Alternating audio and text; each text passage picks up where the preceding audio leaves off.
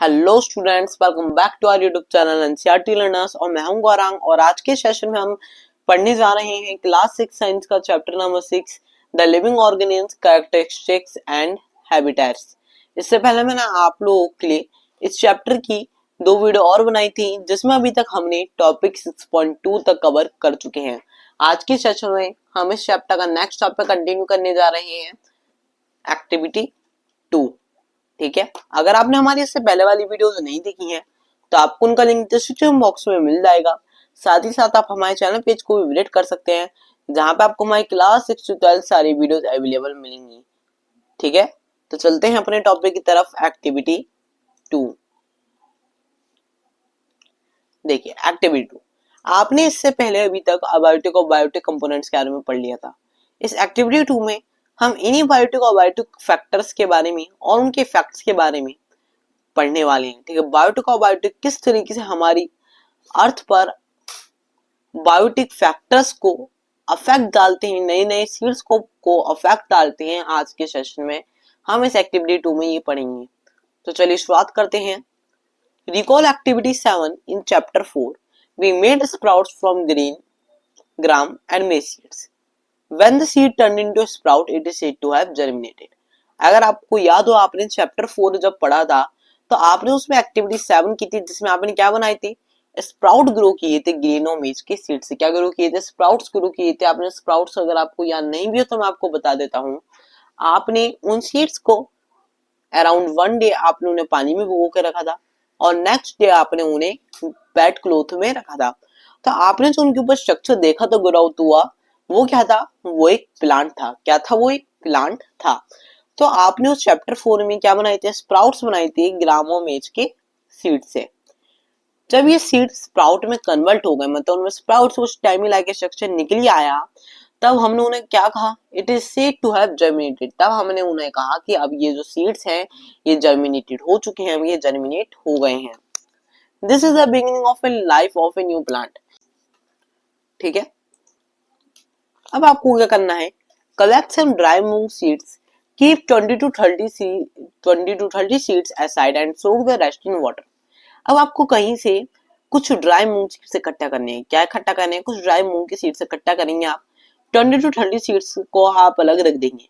बाकी जितने भी सीड्स बचते हैं आप उन्हें एक दिन के लिए पानी में भिगो के रख देंगे। कितने दिन के लिए? एक दिन के लिए आप पानी में भिगो के रख देंगे। अब जो आपने एक दिन पानी में भिगोए रखे उन सीड्स को भी अब आप 4 पार्ट्स में डिवाइड कर लीजिए। Divide the soaked seeds into 4 parts. Keep one part completely submerged in water for 3 to 4 days. Do not disturb the dry seeds and do submerge in water. अब आपने जो आपने सोक किए थे एक दिन के लिए सीड्स, अब आप उन्हें में से उन्हें 4 पार्ट्स में डिवाइड कर लेंगे। किसमें डिवाइड कर लेंगे? 4 पार्ट्स में उन्हें डिवाइड कर लेंगे। किसमें का डिवाइड कर लेंगे? 4 पार्ट्स में आप उन्हें डिवाइड कर लेंगे जो सीड्स आपने सोक किए थे, मतलब भिगोए थे पानी में एक दिन के लिए। अब उनमें से एक पार्ट को आप पानी में 3 से 4 दिन तक रखे रहने देंगे। पानी में आप एक पार्ट को उसे 3 से 4 दिन तक रखे रहने देंगे। ठीक है, और पानी जो आपने पानी में सीड्स भिगोए हैं और जो ड्राई वाले सीड्स हैं आप उनमें भी ज्यादा ऊपर नीचे नहीं करेंगे, उन्हें मतलब हिलाएंगे नहीं, उन्हें मूवमेंट नहीं देंगे, ताकि वो जैसे हैं वैसे ही रुके रहें। आप उन्हें ज्यादा डिस्टर्ब नहीं करेंगे। Keep one part of soaked seeds in a sunny room and another in a completely dark room, like the cupboard that does not allow any light to come in. ठीक है, अब देखिए आपने 4 पार्ट्स में divide किया था। एक part को आपने उन्हें 3 से 4 दिन तक पानी में भीगा रहना देंगे। ठीक है, दूसरे पार्ट को आप एक दिन भिगोकर एक सनी रूम में रख देंगे। ठीक है, कैसे सनी रूम में रख देंगे? जहाँ पे सूरज की रोशनी वो अच्छे से आ रही हो। और जो दूसरा वाला सीड है आप उसे बिल्कुल डार्क रीजन में रख देंगे, जैसे कि कप बोल्ड वगैरह, जहाँ पे नन्ही सी भी लाइट वहां पे अंदर नहीं पहुंचे, चाहे वो सनलाइट हो चाहे वो आपकी घर में नॉर्मल बल्ब्स वगैरह जो लगे रहते हैं उनकी लाइट बिल्कुल भी ना पहुंचे, आप उसे ऐसे कप बोल्ड वगैरह के नीचे रख देंगे। Keep the last part in very cold surroundings. और जैसे कि जो आपका लास्ट पार्ट बचेगा, आपने 4 पार्ट से डिवाइड किया था, तो जो आपका लास्ट 4th पार्ट बचेगा आप उसे बहुत ठंडी जगह रख देंगे। जैसे कि आप इसे रख सकते हैं रेफ्रिजरेटर में, से इन refrigerator and ice around them, या फिर किसी ऐसे एरिया में जहां पे आइस बहुत ज्यादा हो। ठीक है, rinse time replace the water every day. जो वाटर आप जिनमें सीड्स को भिगो रखा था आप उस वाटर को रिंस कीजिए रोज और रिप्लेस कीजिए। What you notice after few days, आप क्या नोटिस करेंगे कुछ दिनों बाद? आप नोटिस करेंगे डूलर seeds in all 5 condition generate uniformly. जितने भी सीड्स आपने चारों पांचों पार्ट में ग्रो किए थे, बिना सोक किए या फिर पानी में ही रहने दिया या फिर सनलाइट में रख दिया या फिर बहुत ठंडे एरिया या फिर बिना डार्क रीजन में, मतलब बिल्कुल डार्क रीजन में रख दिया, इन सभी में आप क्या नोटिस करेंगे कि जर्मिनेशन वो यूनिफॉर्मली हो रहा है या अनु यूनिफॉर्मली? आप देखेंगे यूनिफॉर्मली नहीं हो रहा है, एक जैसे ग्रो नहीं हो रहे हैं सारे सीड्स। सब में कुछ ज्यादा ग्रो हो रहा है, कुछ ग्रो ही नहीं हुए, कुछ बहुत ही कम ग्रो है। इस तरीके का आप नोटिस करेंगे। डू यू फाइंड स्लो और no germination any of these? आपने जितनी भी सीड्स ग्रो किया, आपने क्या उसमें कोई ऐसी सीड्स को देखा जो या तो ग्रो ही नहीं हुई हो, जर्मिनेट ही नहीं हुई या फिर बहुत धीरे जर्मिनेट हुई हो? Do you realize that abiotic factors like air, water, light and heat are important for the growth of plants? क्या अब आपको रियलाइज होता है इस एक्टिविटी को कर कर कि abiotic फैक्टर जैसे कि एयर हो गया, वाटर हो गया, लाइट हो गए और हीट हो गए, ये एक इम्पोर्टेंट फैक्टर होते हैं प्लांट्स की ग्रोथ के लिए। In fact, abiotic factors are important for all living organisms. और ये जो abiotic factors हैं बल्कि ये ओनली प्लांट्स के लिए नहीं, हर ह्यूमन बीइंग के लिए, हर एनिमल के लिए, हर प्लांट के लिए, हर ऐसे ऑर्गेन्स के लिए जरूरी होते हैं। क्योंकि देखिए एयर में आपको ऑक्सीजन मिलती है, ठीक है, वाटर से आपको एनर्जी मिलती है, आपकी बॉडी भी तो मैक्सिमम वाटर से ही बनी हुई है, लाइट आपको देखने में मदद करती है, हीट भी एक टाइप की एनर्जी है। तो हर चीज से आपको बहुत इंपॉर्टेंट फायदे मिलते हैं, इनके बिना अर्थ पर सर्वाइवल पॉसिबल नहीं है। We find that organisms exist in very cold as well as very hot climates. हमने देखा कि जितनी भी ऑर्गेनिम्स हैं वो बहुत ठंडे क्लाइमेट्स में भी मिलते हैं, बहुत गर्म क्लाइमेट्स में भी कोई ना कोई देखने के लिए मिलता ही है, isn't it? ऐसे ही तो है। How do you manage to survive?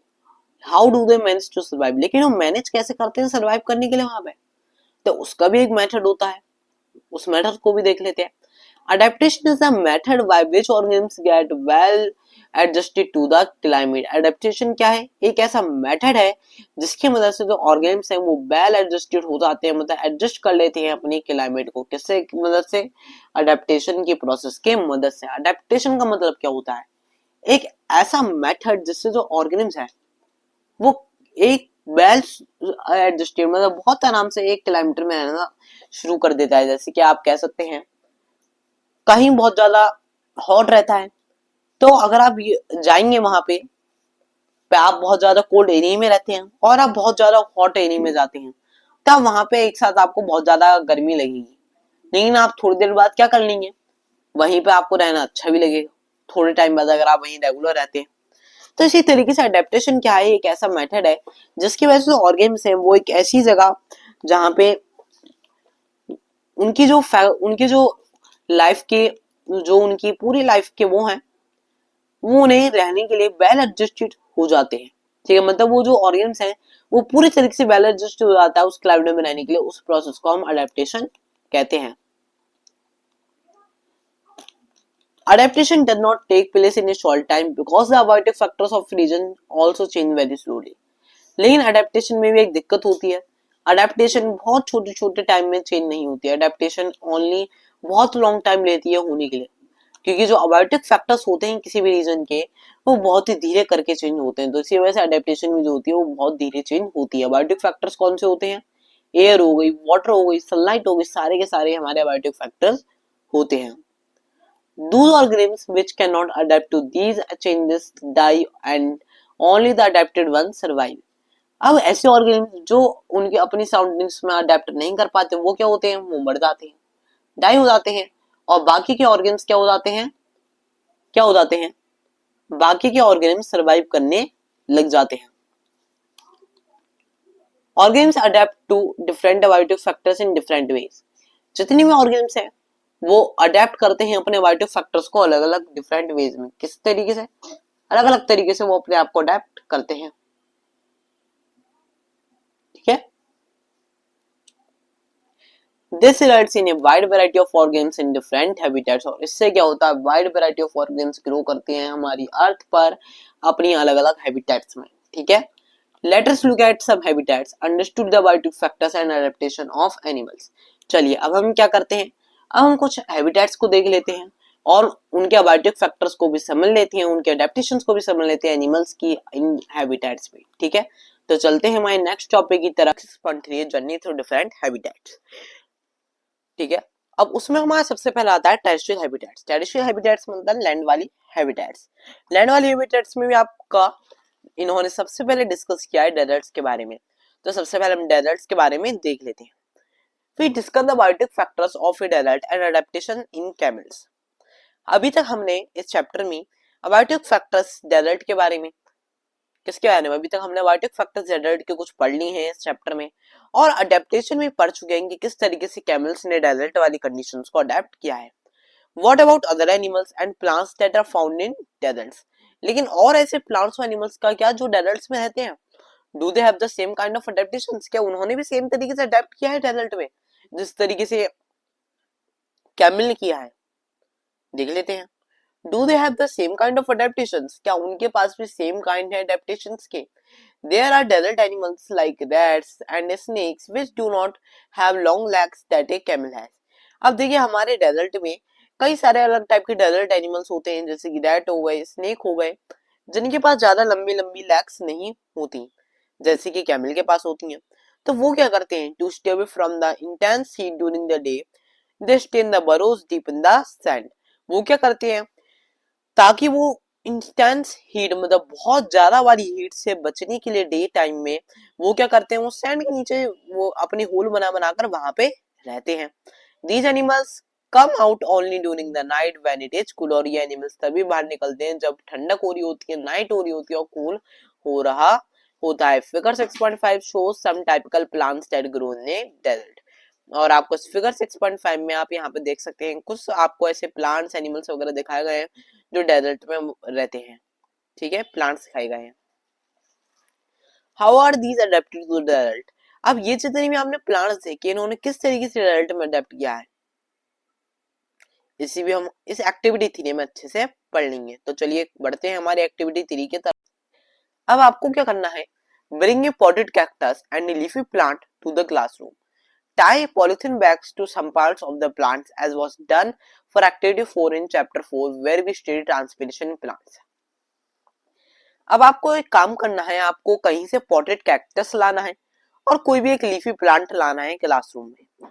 अगर आपको याद हो तो आपने चैप्टर 4 में एक्टिविटी 4 में चैप्टर 4 की एक्टिविटी 4 में आपने एक एक्टिविटी की थी ट्रांसपिरेशन, जिससे आपने ट्रांसपिरेशन को समझा था। उस एक्टिविटी में आपने क्या किया था, जो प्लांट की लीव्स थी उसे आपने पॉलिथीन बैग से बांध दिया था। तो आपको इस बार में बिल्कुल सेम तरीके से उस पॉलिथीन बैग को दोनों ही प्लांट्स की एक स्टेम पे बांध देना है। Leave the potted plants in the sun and observe after few hours. अब वो जो पॉटेड प्लांट्स हैं वो आप उसे सन में रख दीजिए और उन्हें कुछ टाइम बाद ऑब्जर्व कीजिए। व्हाट डू यू सी, आप क्या देखेंगे, do you notice any difference in the amount of water collected in the two polythene bags. क्या आपने कोई ऐसा डिफरेंस नोटिस किया कि दोनों में ही जो ट्रांसपिरेशन की प्रोसेस जो आपने पढ़ रखी है, तो ट्रांसपिरेशन के प्रोसेस से जो वाटर रिलीज हुआ है प्लांट में से उसमें कोई डिफरेंस हो कि इसमें इतना प्लांट रिलीज हुआ, मतलब इसमें इतना वाटर रिलीज हुआ है, इसमें इतना वाटर रिलीज हुआ है, कुछ आपने डिफरेंस देखा हो, आपने देखा होगा। सो आपने देखा होगा कि जो डेजर्ट वाला प्लांट कैक्टस था उसने बहुत ही कम वाटर ट्रांसपिरेशन की वजह से लॉस किया था। Desert plants loss very little water through transpiration. जो डेजर्ट प्लांट्स होते हैं वो बहुत ही कम वाटर ट्रांसपिरेशन की मदद से खोते हैं, क्योंकि अगर वो ट्रांसपिरेशन से ज्यादा पानी निकाल देंगे तो उन्हें क्या होगा, पानी की कमी रहेगी और उन्हें पानी कम पड़ेगा, इसलिए वो पानी को बहुत स्टोर करके चलते हैं और ट्रांसपिरेशन के प्रोसेस से भी ज्यादा पानी बाहर निकलने नहीं देते। The leaves in the desert plants are either absent, very small, or they are in the form of spines. अब देखिए जो डेजर्ट प्लांट की लीव्स होती हैं या तो वो होती नहीं है, एब्सेंट होती हैं, या फिर बहुत ही छोटी होती हैं, या फिर स्पाइंस के फॉर्म में होती हैं। मतलब या तो होंगी नहीं या बहुत छोटी होंगी या स्पाइंस के फॉर्म में होंगी। जैसी लीव्स आपको अपने घर के आसपास देखने के लिए मिलती हैं वैसी नहीं मिलेंगी।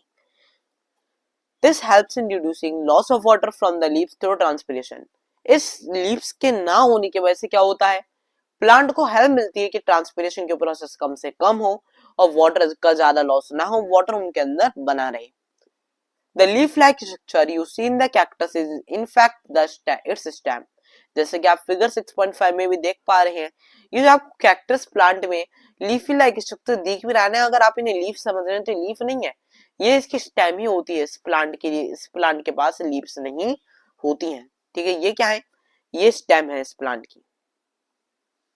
ठीक है, चलिए photosynthesis Photosynthesis in these plants is usually carried out by stem। अब देखिए जो फोटोसिंथेसिस की प्रोसेस होती है आपने पढ़ी रखी है, बहुत इंपॉर्टेंट है प्लांट्स के सर्वाइवल के लिए।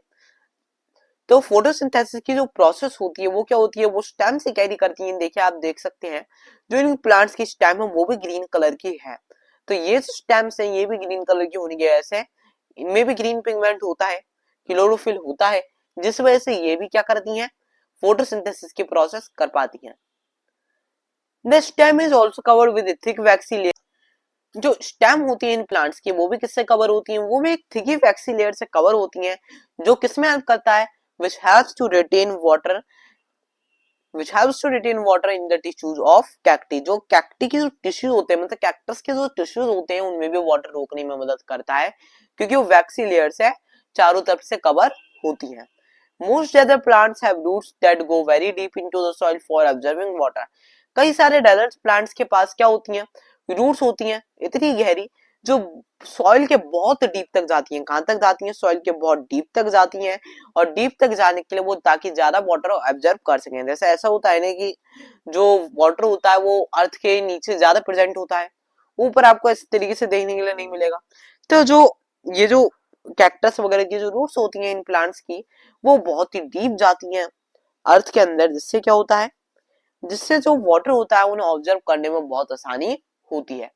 ठीक है, अब आता है आपका नेक्स्ट टेरेस्ट्रियल हैबिटेट, जिसे इन्होंने नेम दिया है माउंटेन रीजन्स। अभी आपने डेजर्ट हैबिटेट के बारे में पढ़ा, अब देखते हैं माउंटेन रीजन्स में एनिमल्स किस तरीके से रहते हैं। So these habitats are normally very cold and windy. ये जो माउंटेन्स वाली हैबिटेट्स होती हैं नॉर्मली ज्यादातर हम बात करें तो बहुत ज्यादा कैसी होती हैं, ठंडी होती हैं और विंडी, बहुत ज्यादा इनमें हवा चलती है। इन सम एरियाज स्नोफॉल में टेक प्लेस इन विंटर। कई एरिया ऐसे होते हैं माउंटेन्स वाले जिनमें स्नोफॉल होती है विंटर्स में, और कई एरिया तो ऐसे भी होते हैं जिनमें समर में भी क्या होती है, स्नोफॉल होती है माउंटेन रीजन्स में। There is a large variety of plants and animals living in mountain regions। जो माउंटेन रीजन्स होते हैं उनमें ऐसा नहीं है कि बहुत ज्यादा ठंडे होते हैं तो यहाँ पे कोई आपको एनिमल प्लांट देखने को नहीं मिलता। माउंटेन रीजन में भी आपको वैरायटी ऑफ प्लांट्स और एनिमल देखने के लिए मिलती हैं। क्या देखने के लिए मिलती है, वैरायटी देखने के लिए मिलती है, एक नहीं दो नहीं, आप कई टाइप के कई वैरायटी के एनिमल्स और प्लांट्स देखने के लिए मिलते हैं। Have you seen the kind of trees shown in figure 6.6। क्या कभी आपने इस टाइप के ट्रीज देखे हैं जैसे कि आपको फिगर 6.6 में दिखाए गए हैं। ये कहाँ की ट्रीज हैं, trees of A mountain habitat. ये माउंटेन पर पाए जाने वाली ट्रीज है। अगर आप माउंटेन रीजन्स में रहते होंगे या फिर आप वहां पे गए होंगे कभी, तो आपने इस टाइप के कई सारे ट्रीज देखे होंगे, है ना। If you live in mountain regions और have visited one, you may have seen a large number of such trees. अगर आप कभी माउंटेन रीजन्स में गए होंगे तो आपने इस टाइप के ट्रीज बहुत सारे देखे होंगे। But have you ever notice such tree naturally growing in other regions.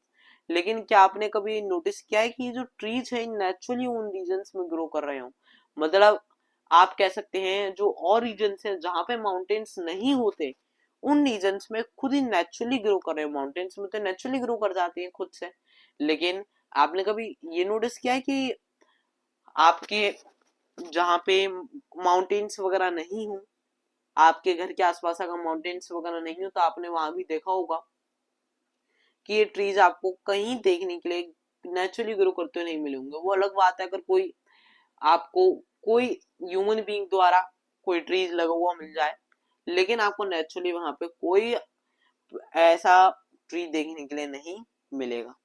How are these trees adapted to the conditions prevailing in their habitat. लेकिन ये जो ट्रीज हैं इन्होंने इन हैबिटेट को किस तरीके से अडेप्ट किया है, इसे भी एक बार देख लेते हैं। These trees are normally cone shaped and have sloping branches। ये वाले जो ट्रीज होते हैं जैसे कि आपको ये माउंटेन रीजन्स में दिखाए गए हैं ट्रीज, ये वाले ये जो ट्रीज होते हैं जनरली कोन शेप्ड होते हैं और इनमें कैसी ब्रांचेस होती हैं, स्लोपिंग ब्रांचेस होती हैं। कैसे होते हैं, कोन शेप्ड और इनमें स्लोपिंग ब्रांचेस होती हैं। The leaves of some of these trees are needle like, this help the rain water and snow to slide off easily. और जो इन ट्रीज की जो लीव्स होती हैं वो भी नीडल लाइक होती हैं। ऐसी नहीं कि जैसे नॉर्मल ट्रीज में अगर आपको माउंटेन रीजन्स में नहीं रहते होंगे तो आपके घर के आसपास जो मिलती होंगी ऐसी लीव्स नहीं देखने के लिए मिलती। माउंटेन रीजन्स वाले इन वाले ट्रीज की जो लीव्स होती हैं वो बिल्कुल नीडल लाइक होती हैं। और ये जो नीडल लाइक लीव्स होती हैं उन्हें हेल्प करते हैं कि अगर रेन वाटर वगैरह गिरे उनके ऊपर या फिर स्नोफॉल हो तो वो स्नोफॉल या फिर रेन वाटर बड़े आराम से स्लाइड ऑफ करके पेड़ से नीचे गिर जाए। There could be trees with shapes very different from these that are also present on mountains. और ऐसा नहीं है कि माउंटेन्स पे आपको ये वाले ट्रीज देखने के लिए मिलते हैं, माउंटेन्स पे आपको अलग अलग शेप के ट्रीज देखने के लिए भी मिलते हैं। मेन इन्होंने आपको एक्सप्लेन करने के लिए ये वाले ट्रीज के बारे में डिस्कस किया है। ऐसे कई और ट्रीज मिलेंगे आपको जो आपको माउंटेन्स पे देखने के लिए मिलते हैं। उनकी शेप भी अलग अलग होती है लेकिन उन्होंने अलग अलग तरीके से सबको अडेप्ट कर रखा होता है। They may have different kind of adaptation to survive on the mountains. अगर उनकी शेप नॉर्मल होगी भी, जहाँ पे माउंटेन्स नहीं मिलते वहां वाले ट्रीज जैसी शेप होगी भी उनकी, तो उन्होंने कोई ना किसी और तरीके से उन्होंने वहां के एनवायरनमेंट को अडेप्ट करके वो रखते हैं। Animals living in mountain regions are also adapted to the condition there. जो एनिमल्स माउंटेन रीजन्स में रहते हैं वो भी वहां पे उन कंडीशंस को अडेप्ट करके रखते हैं। They have thick skin and fur to protect from cold. जहाँ जो वहाँ के एनिमल्स होते हैं उनके पास क्या होता है, मोटी सी स्किन होती है और बहुत मोटे फर होते हैं, उनके थिक स्किन और फर होते हैं जिससे क्या होता है वो कोल्ड से प्रोटेक्ट रहे, मतलब उन्हें ठंड नहीं लगे। ठीक है, इसलिए उनके पास थिक स्किन और थिक फर होते हैं। For example yaks have long hair to keep them warm. Snow leopard has thick fur on its body including feet and toes. ठीक है, तो इन्होंने कहा ये जो आपने देखा होगा यक्स के पास क्या होते हैं, लॉन्ग हेयर होते हैं। कैसे हेयर होते हैं, बहुत लॉन्ग हेयर होते हैं ताकि जो यक्स हैं वो अपने आप को गर्म रख सकें। ऐसे जो स्नो लियोपार्ड होता है उसके पास भी बहुत मोटे मोटे फर होते हैं उसकी बॉडी पे। और कहाँ कहाँ पे होते हैं, फीट पे भी होते हैं, उनके टोच पे भी होते हैं ताकि वो क्या कर सकें, कोल्ड से बच सके। This protect its feet from cold when it walks on the snow. और ये जो इतने मोटे फर उसके फीट पे भी होते हैं, फीट और टोज पे, ये स्नो लियोपार्ड को हेल्प कर देंगे वो ठंडी ठंडी उस बर्फ पर क्या कर सके, वॉक कर सके और उसे ठंड नहीं लगे। The mountain goats has strong hooves for running up the rocky slopes of the mountains. अब देखिए माउंटेन गोट आपने देखी होंगी, अगर आप कभी माउंटेन्स वगैरह में गए होंगे तो वो जनरली देखने के लिए मिल ही जाती हैं। तो माउंटेन गोट्स क्या होती हैं, माउंटेन गोट्स के भी पास बहुत स्ट्रॉन्ग हुप्स होते हैं। क्या होते हैं, बहुत स्ट्रॉन्ग हुप्स होते हैं जो किस चीज में हेल्प करते हैं, जो उन्हें उन रन करने में हेल्प करते हैं उन रॉकी स्लोप्स के ऊपर, माउंटेन्स के ऊपर। जो रॉकी बहुत ज्यादा हार्ड जो स्लोप्स होती है माउंटेन्स के ऊपर, उनके जो माउंटेन गोट के पास क्या होते हैं, इसलिए स्ट्रॉन्ग हुप्स होते हैं ताकि वो उन पर भाग पाए। So we go up in the mountain regions, the surroundings change, we see different kind of adaptations at different heights। और इस तरीके से हमने अलग अलग टाइप के माउंटेन सीजन्स वगैरह में अलग अलग जगह हमने अलग अलग टाइप के अडेप्टेशन देखी अलग अलग हाइट्स पर। ठीक है, as we go up in the mountain regions the surrounding change and we see different kinds of adaptation at different heights। और अलग अलग हमने सराउंडिंग्स में अलग अलग कंडीशंस चेंज होती हुई देखी। ठीक है, अब आता है हमारा नेक्स्ट टॉपिक ग्रासलैंड। ठीक है, अभी तक हमने पढ़ा डेजर्ट और किसके बारे में, डेजर्ट और माउंटेन रीजन्स के बारे में। अब देखते हैं ग्रासलैंड रीजन्स में क्या और डिफरेंस होता है। A lion lives in a forest or a grassland and is a strong animal that can hunt and kill animals like deer। Lion क्या है, ये हॉरर फॉरेस्ट में रहता है वो, ठीक है, ग्रासलैंड में रहता है या फिर, और बहुत ही स्ट्रॉन्ग एनिमल होता है जो डियर जैसे एनिमल को भी हंट और किल कर सकता है। It is light brown in colour. ठीक है, अब देखिए इन्होंने कहा आपसे look at the picture of a lion and of that of deer, figure 6.8 how are the eyes placed in the face of these two animals. अब देखिए आपको यहाँ पर टू एनिमल्स दिखाए गए हैं एंड दोनों एनिमल्स को आप नोटिस कीजिए, एक है लायन और एक ही आपको डियर दिखाया गया है। दोनों की आप आइज नोटिस कीजिए कि जो इनकी आइज है वो बिल्कुल उनके फेस के आगे हैं या फिर थोड़ी थोड़ी साइड में है। नोटिस कीजिए जल्दी से, आप देखेंगे कि जो लायन और डियर की आइज है वो बीच में ना होकर थोड़ी आपको साइड साइड में दिख रही होंगी। उनके फेस के साइड में आपको ऐसा लग रहा होगा जैसे इनकी आइज बीच में ना होकर फेस के साइड साइड में जा रही है और फेस के आगे बिल्कुल फ्रंट में नहीं है। क्यों नहीं है, इसका भी एक रीजन है और ये भी एक अडेप्टेशन का ही पार्ट है उनका, ठीक है। सो आर दिन फ्रंट और on the side of the face, ये जो उनकी आईज हैं क्या ये उनके फ्रंट में है फेस के साइड में है, साइड में है। Lions have long claws in their front eye, ठीक है, lions have long claws in their front legs that can be drawn inside the toes. Do the features of a lion help it in any way to survive. आप खुद बताइए कि भले ही line की जो आंखें हैं वो साइड साइड में हो और जो उसकी फ्रंट की लेग्स हैं उनमें क्लॉज हो जो क्या करने में हेल्प करते हैं, एनिमल्स को मारने में हेल्प करते हैं, क्या उनके पास जो ये क्लॉज हैं और जो उनकी आईज हैं क्या उन्हें हेल्प करती हैं किसी तरीके से सर्वाइव करने में? जी बिल्कुल हेल्प करती हैं। किस तरीके से हेल्प करती हैं देखते हैं आगे। Its light brown color helps it to hide in the dry grassland when it hunts for prey। देखिए जो लायन होता है उसका कलर कैसा होता है, लाइट ब्राउन कलर होता है, जो उसे हेल्प करता है ताकि वो ड्राई ग्रासलैंड्स में छिप के हंट कर सके, एनिमल्स को खा सके। The eyes in front of the face allows it to have a correct idea about the location of its prey। जब उसकी आंखें साइड साइड में होती है उसके फेस की तो उसे करेक्ट अंदाजा पड़ पाता है कि जो प्रे है मतलब उसका जिससे एनिमल को वो हंट करने वाला है वो किधर है, वो उसके आगे है पीछे है, वो चारों तरफ बहुत अच्छे से देख पाता है। Deer is another animal that lives in the forest and grasslands. ऐसे अगर हम डियर की बात करें तो डियर क्या है, एक ऐसा एनिमल है जो फॉरेस्ट और ग्रासलैंड में रहता है। It has strong teeth for chewing hard plant stems of the forest. और जो डियर है उसके पास क्या होते हैं, बहुत हार्ड और स्ट्रॉन्ग टीथ होते हैं ताकि वो खा सके उन हार्ड प्लांट्स को, उन हार्ड प्लांट की स्टेम को फॉरेस्ट में से। A deer needs to know about the presence of predator. लेकिन डियर को भी नीड होती है कि उसका प्रेडेटर कहीं उसके आगे पीछे कहीं पीछे ना कर रहा हो, तो उसे उसका पता लगाने के इसलिए डियर को भी बहुत संभल के चलना पड़ता है। तो जैसे कि एनिमल्स लाइन जैसे एनिमल्स हो गए, ये क्या करते हैं, डियर को खा जाते हैं।